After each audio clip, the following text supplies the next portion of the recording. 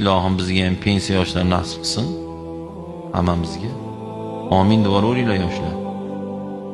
Pensiya yosh degani 60-65 yoshlarda aytyapman.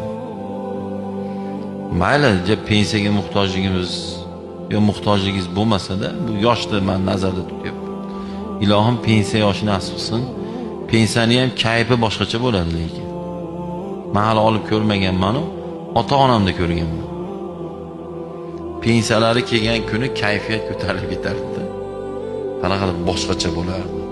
Yonlarida o'shanga 2 barobar pullari bo'lsa ham, masalan, 2 million pensiya olayotgan odam oldida 10 million puli bor. Pensiyasi kelsa ko'ringda, nimaga deb o'ylaysiz?